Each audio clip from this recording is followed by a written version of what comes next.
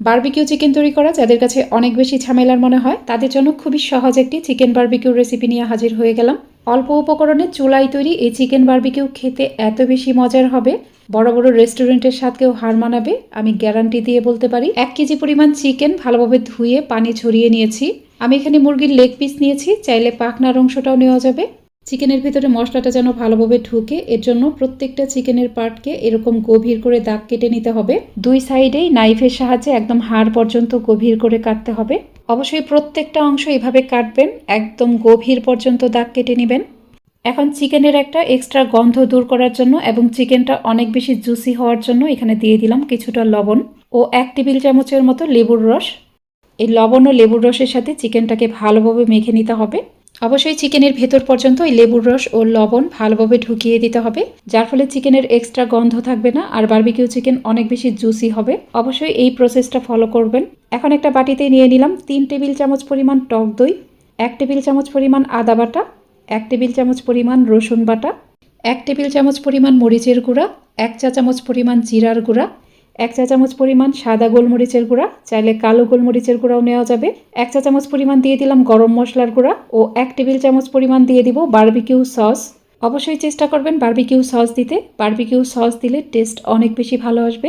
1 KG চিকেনের জন্য 1 table চামচ বারবিকিউ সস দিতে হবে। স্বাদ অনুযায়ী লবণ দিয়ে দিলাম, 1 টেবিল চামচ দিলাম সরিষার তেল ও 3 থেকে 4 ফোঁটা দিয়ে দিলাম অরেঞ্জ ফুড কালার।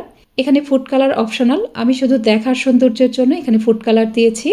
দিয়ে দিলাম 1 চা চামচ পরিমাণ লেবুর রস, 1 চা চামচের থেকে বেশি কিন্তু লেবুর রস এখানে দেওয়া যাবে না।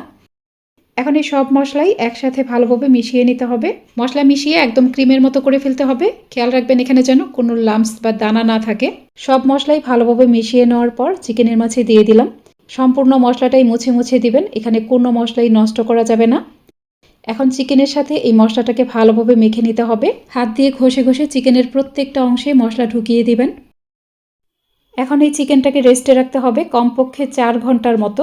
সবচেয়ে ভালো হয় এটা যদি সারা রাত আপনারা রেস্টে রাখেন। সারা রাত রেস্টে রাখলে এটা অবশ্যই ফ্রিজের নরমালে রাখতে হবে। সময়ের স্বল্পতার জন্য আমি এটা 4 ঘন্টার মতো রেস্টে রাখবো। ফিরে এলাম 4 ঘন্টা পর। এ পর্যায়ে চিকেনের সাথে মশলাটাকে আবারও একটু মেখে নিতে হবে। এরপর এই চিকেনটাকে ভাজতে চলে যাব। এই চিকেন ভাজার জন্য যে কোনো ননস্টিকের অথবা ভারী তলাযুক্ত তেলে প্যান নিতে হবে। একটা প্যানে প্রায় 1.5 টেবিল চামচের মতো সরিষার তেল দিয়ে দিলাম। তেল ভালোভাবে গরম হয়ে যাওয়ার পর এখানে চিকেনের পিসগুলো দিয়ে দিলাম। অবশ্যই তেল ভালোভাবে গরম হলে তারপর চিকেন দিতে হবে। চিকেনের গায়ে যেন মশলাটা ভালোভাবে লেগে থাকে, অবশ্যই খেয়াল রাখবেন। এ পর্যায়ে চুলার আঁচ হাই হিটে থাকবে। ঠিক 40 সেকেন্ড পরেই চিকেনের পিসগুলোকে উল্টে দিতে হবে। অবশ্যই ঠিক 35 থেকে 40 সেকেন্ডের মধ্যে এটা উল্টে দিবেন। একইভাবে অপর পাশটাও চুলার হাই হিটে প্রায় 40 সেকেন্ডের মতো ভেজে উল্টে দিব।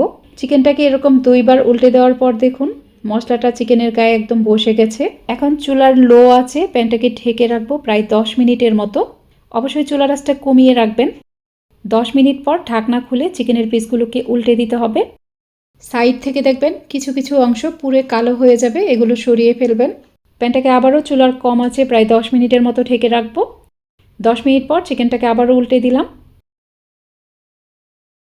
একইভাবে আরও 10 মিনিট চুলার কম আঁচে প্যানটাকে ঢেকে রাখবো। এভাবে 30 মিনিটের মতো চুলার কম আঁচে চিকেনটাকে কুক করলে কিন্তু এগুলো একদম সেদ্ধ হয়ে যাবে। আর এ পর্যায়ে দেখুন চিকেনটা পারফেক্টভাবে সেদ্ধ হয়ে গেছে। এখন আর প্যানটা ঢাকবো না। ঢাকনা খুলেই চুলার মিডিয়াম আঁচে চিকেনটাকে কিছুক্ষণ পর পর উল্টে পাল্টে দিব। কিছুটা সরিষার তেল ও কিছুটা বারবিকিউ সস নিয়েছি। এখন এই চিকেনের উপরে কিছুটা করে বারবিকিউ সস ও কিছুটা করে সরিষার তেল ব্রাশ করে দিতে হবে। এরকম কিছুটা বারবিকিউ সস ও সরিষার তেল ব্রাশ করে দিলে চিকেনটা উপর দিক থেকে অনেক বেশি জুসি হবে, একদম ড্রাই হয়ে যাবে না। আর চুলার আঁচটা অনেক বেশি রাখবেন না, চুলার আঁচ মিডিয়ামের থেকে সামান্য কম রাখবেন। 2 থেকে 3 বার উপরে এরকম বারবিকিউ সস ও সরিষার তেল ব্রাশ করে দিব, এর বেশি কিন্তু দিবেন না। উপরে পারফেক্ট কালার না আসা পর্যন্ত আমি এটা উল্টে পাল্টে নিব। কিছুক্ষণ পর পর সাইড থেকে পুড়ে যাওয়া কালো অংশগুলো সরিয়ে ফেলবেন, নাহলে কিন্তু পরবর্তীতে এগুলো দেখতে ভালো লাগবে না। কিছুক্ষণ উল্টে পাল্টে নেওয়ার পর দেখুন চিকেনটা পারফেক্টভাবে হয়ে গেছে। এখন চুলা বন্ধ করে দিব। পাশের চুলায় বাকি 2 পিস চিকেন আমি একইভাবে ভেজে নিয়েছি, তো চুলাটা কিন্তু বন্ধ করে দিয়েছি। এখন প্যানটা চুলা থেকে নামিয়ে নিলাম এবং চুলা জ্বালিয়ে এরকম বড় 1 পিস কয়লা দিয়ে দিলাম। কয়লাটাকে ভালোভাবে জ্বালিয়ে নিতে হবে। কয়লা ভালোভাবে জ্বালানো হয়ে গেলে চুলা বন্ধ করে এটা উঠিয়ে চিকেনের মাঝে দিয়ে দিলাম। এই জ্বলন্ত কয়লার উপরে অল্প একটু ঘি দিয়ে দিলাম। হাতের কাছে ঘি না থাকলে সরিষার তেল দিয়ে দিবেন। ঘি দেওয়ার সাথে সাথেই প্যানটাকে ঢেকে দিতে হবে। এই জ্বলন্ত কয়লার ধোঁয়া দেওয়ার ফলে এখান থেকে একটা স্মোকি ফ্লেভার পাওয়া যাবে। কেউ বুঝতেই পারবেন না যে আপনি এটি চুলায় তৈরি করেছেন। অবশ্যই চেষ্টা করবেন এরকম একটু জ্বলন্ত কয়লার ধোঁয়া দিতে। এখন চিকেন মেরিনেট করার পর যে অবশিষ্ট মশলা ছিল সেটুকু একটা প্যানে নিয়ে নিলাম। এই মশলা দিয়ে আমরা একটা সস তৈরি করব। মশলাটা এরকম কিছুটা নাড়তে থাকবো। একটু নেড়ে নেওয়ার পর এখানে কিছুটা টমেটো সস দিয়ে দিলাম।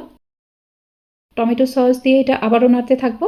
যখন দেখবেন এখান থেকে কিছুটা তেল বের হয়ে গেছে সে পর্যায়ে উঠিয়ে নেবেন। তো একটা সস তৈরি হয়ে গেল। বারবিকিউয়ের সাথে এই সস খেতে খুবই ভালো লাগে। আজকের রেসিপি ভালো লাগলে আমার ইউটিউব চ্যানেলটিকে সাবস্ক্রাইব করে পাশে থাকা অল লেখা বাটনটাতে ক্লিক করে রাখবেন। আর ভিডিওটি যারা ফেসবুক থেকে দেখছেন তারা অবশ্যই আমার ফেসবুক পেজটিকে লাইক ও ফলো করে রাখবেন। তো আমি গ্যারান্টি দিয়ে বলতে পারি এই চিকেন বারবিকিউ খেয়ে সবাই বলবে এটাই বেস্ট ছিল। চুলা থেকে নামিয়ে নেওয়ার পর গরম গরম এই চিকেন পরিবেশন করুন আপনার পছন্দ মতো রুটি, পরোটা অথবা নানের সাথে।